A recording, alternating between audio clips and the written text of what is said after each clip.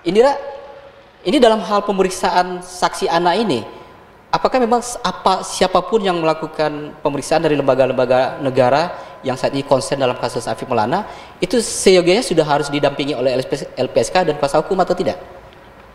Iya, ini kan apalagi kalau anak ya Manas pasti wajib begitu. Tetapi ada dua hal yang berbeda antara pendekatan Propam dengan Kanit Jatantras Polresta yang menangani kasus Afiq begitu. Kami merasakan ada perbedaan yang signifikan begitu. Jadi memang status LPSK-nya itu baru kemarin kan terlindung Bang, dan mereka baru minta ini ya seperti SPK gitu ya, surat perjanjian perlindungan. Jadi status 20 orang itu terlindung itu kemarin yang secara hukumnya, dan kemudian memang ada beberapa proses yang sudah dijalankan juga oleh LPSK terutama untuk penguatan psikis. Dan ketika kami membawa beberapa saksi itu, kami memang berkoordinasi dengan LPSK karena memang butuh cepat ya untuk proses pemeriksaan di penyidik. Tetapi yang saya sayangkan sebenarnya begini, ketika kami di Propam dengan Imposum, mereka menerima kami untuk membawa proses pemeriksaan itu tidak di dalam ruang kepolisian begitu ya Bang, di kantor Polda gitu. Mereka mau ke ruangan atau tempat yang kami rujuk, dan anak-anak merasa lebih nyaman dengan situasi itu gitu. Nah, beda sama ya, Kanit. kalau pertanyaannya, kalau Komnas HAM atau lembaga negara lain seperti KPAI juga nanti mau memeriksa saksi-saksi anak itu apakah memang sudah seharusnya ada pendampingan? Atau ya memang seharusnya juga ya? Tidak hanya penyidik saja yang didampingi, tapi juga lembaga negara yang memeriksa juga harus ada pendampingan dari LPSK begitu? Ya, mestinya iya. Kemarin kami sempat diskusi sama KPAI juga, sebenarnya ini kasus pertama yang KPAI ketahui anak itu diekshumasi 2 kali gitu Bang, dalam prosesnya, diotopsi 2 kali gitu. Ini kasus perdana yang terjadi sepertinya di Indonesia ya? Perdana ini yang kasus semacam ini? Iya, belum pernah ada kasus KPI itu yang 2 kali otopsi untuk kasus anak begitu. Ini kasus perdananya Afiq begitu, yang diotopsi 2 kali. Baik, artinya kalau dalam pemeriksaan yang dilakukan Komnas HAM walaupun bukan penyidik, belum didampingi oleh LPSK, itu apakah bisa validitas keterangan disampaikan oleh saksi tadi bisa jujur atau bisa tidak di bawah tekanan atau bagaimana itu? Iya, makanya kami juga karena dikhawatirkan nanti antar lembaga negara yang memeriksa bisa berbeda-beda juga. Ada yang nanti sudah dilindungi oleh LPSK atau didampingi bisa mengeluarkan keterangan yang jujur, valid. Yang tidak didampingi nanti masih rasa cemas-cemas, akhirnya tidak mengeluarkan keterangan yang jujur. Itu Bang Nas, kemarin kami juga sempat berdiskusi panjang dengan LPSK karena berdasarkan hasil LPSK kepada terlindung, itu ada beberapa anak yang diperiksa itu sendirian, terutama juga untuk anak saksi A begitu ya, yang berbonceng dengan Afiq. Dan kami sebenarnya memang melihat dari awal dalam proses penegakan hukum ini tuh udah anak menjadi korban begitu, lalu dalam proses hukumnya hak-hak prosedural anak itu juga tidak dipenuhi begitu. Kami kan cukup berdebat keras ya Bang dengan penyidik, karena misalnya penyidik ingin cepat, tetapi kan kondisi psikologis korban tidak memungkinkan begitu. Makanya waktu kemarin kami bertemu LPSK, saya bersama tim mengatakan bahwa penting untuk memastikan soal psikologis anak-anak begitu, dan kami juga mengkomplain bahwa unit Jatantras Polresta Padang itu bahkan tidak mau ada pemeriksaan di luar kantor Polresta. Dia aja melihat polisi itu udah drop loh secara mental teman-teman itu loh Bang, melihat baju polisi gitu, apalagi pergi ke kantor polisi gitu, segitu banyak polisi yang dia lihat begitu.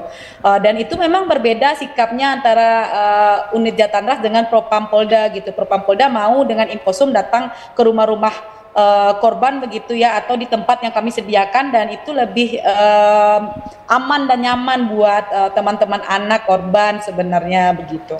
Baik, jadi memang situasinya seperti itu Bang, banyak pelanggaran hak anak dalam proses ini, tidak hanya soal penyiksaannya tetapi juga proses proseduralnya juga problem. Lembaga negara Komnas HAM memeriksa 18 saksi korban ini, apakah mereka sudah tidak ada merasa diintimidasi dan saat diperiksa, sudah betul-betul nyaman? Ya, sepanjang kita lakukan insya Allah nyaman, karena kita melakukan pemeriksaan itu melalui pendekatan hak asasi manusia, karena di Undang-Undang 39 tentang HAM itu kan juga diatur tentang hak anak. Hak anak adalah hak asasi manusia.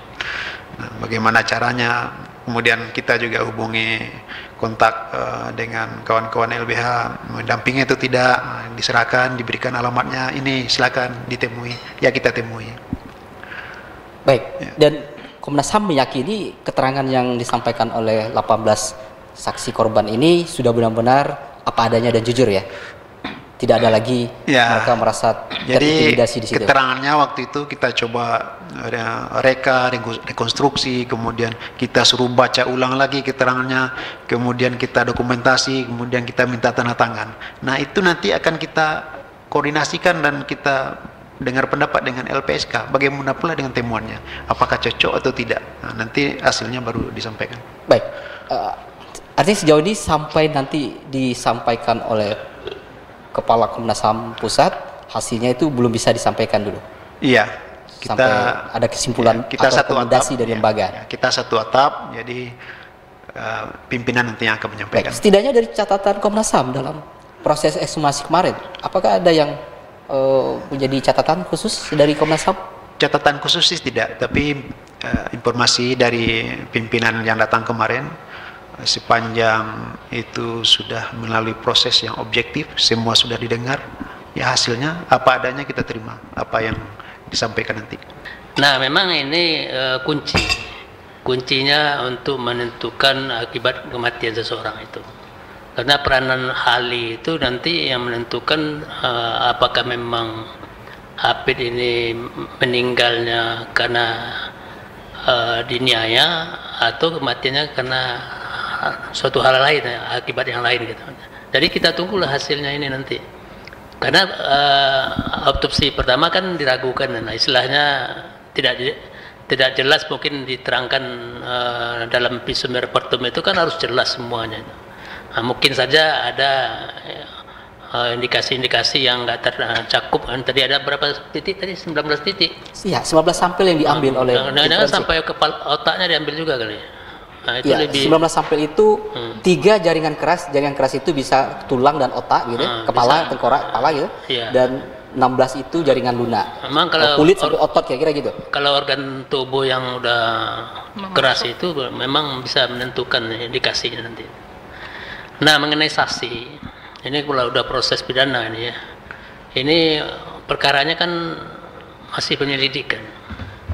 Jadi seperti saya katakan tadi, kemarin itu untuk proses minta autopsi ulang ini harusnya dari penyidik. Itu kan ketentuan dari KUHP itu, dari pasal 133. Nah, jadi penyidik itulah meminta kepada, ini menurut keabsahannya ya dalam hukum acara, penyidik itulah yang meminta kepada ahli. Jadi dia 120 itu ke ahlinya itu yang akan menerangkan nanti di bawah sumpah. Jadi kalau kita lihat autopsi pertama nanti ada berbeda dengan autopsi kedua ini, nah itu nanti kita lihatlah nanti perkembangannya, apa perbedaannya di mana atau mana. Karena ilmunya ahli forensik ini sama semuanya. Apa yang kita, dan rasanya tidak akan berbeda ya? Tidak akan berbeda seharusnya. Tapi kemarin itu tidak salah saya nonton juga itu di Komisi 3 itu ada diperlihatkan visum repertum itu ya, tapi nggak dibacakan sayangnya. Kalau kita mendengar juga mau dibacakan kemarin, tapi tidak dibacakan. Nah, saya nonton juga dari Komisi 3 kemarin itu, mungkin Bu dari LBH ini mungkin tahu apa dibacakan enggak kemarin itu. Nah ini kita dapat perbandingan nanti, perbandingannya dari visum pertama dengan visum yang kedua nanti itu hasil otopsinya itu. Nah jadi kalau mengenai kasus ini baru 26 orang saksi ya. Jadi 26 orang saksi itu kalau di kita di 184 itu ya, walaupun lebih dari 30 orang saksi tapi nilainya 1. Ya, kalau jadi, pihak Polda sudah 79 saksi diperiksa. Berarti nilainya walaupun 100 orang pun nilainya cuma 1 sebagai alat bukti. Kemudian makanya ditunggu ini hasil forensik ini. Kalau hasil forensik ini menyatakan ada tanda-tanda penganiayaan, itu udah jelas itu. Nah, itu udah 2 alat bukti. Kalau udah 2 alat bukti, makanya Kapolda seharusnya udah meningkatkan penyidikan, bukan penyidikan lagi. Nah ini kan kemarin kan di Kapolda itu kan meragukan hasil otopsinya ini karena tidak ada tanda-tanda penganiayaan. Makanya dia katakan mau ditutup waktu itu kan. Tapi kita bahas ini catatannya ada tutup. Nah ini kita lihat prosesnya. Ini jadi saksi yang 26 berapa tadi itu? Mungkin di Polda udah 40-an saksi. Ya. Itu cuma nilainya 1 juga, 1 alat bukti keterangan saksi gitu. Tapi kalau ada nilai nanti autopsi ini mendukung, itu otomatis ini perkara ini pasti lanjut ini. Nah, tapi kalau hasilnya sama dengan autopsi pertama, tidak ada tanda-tanda penganiayaan akibat matinya korban ini, ya pasti saya rasa perkara ini masih pasti ditutup di situ. Baik, artinya kalau hasilnya sama dengan yang pertama, menurut Pak Yuspar ini bisa ditutup akhirnya bisa kasus ditutup. ini. Karena alat bukti lain tidak mungkin. Walaupun masih penyelidikan. Ya penyelidikan ditutup aja. Di penyelidikan ini langsung ditutup. Ditutup. Kalau di penyelidikan itu makanya tidak ada tindak pidana kan. Kalau di tingkat, makanya kemarin itu harusnya kalau otopsi ini harusnya sudah penyidikan. Harus minta ulang penyidikan. Sudah tahap penyidikan seharusnya gitu ya? Karena penyidik itu yang meminta, meyakinkan dia bahwa perkara ini belum cukup bukti untuk dinaikkan ke penyidikan. Dia minta autopsi ulang. Itu harus kemarin saya bicarakan seperti itu juga.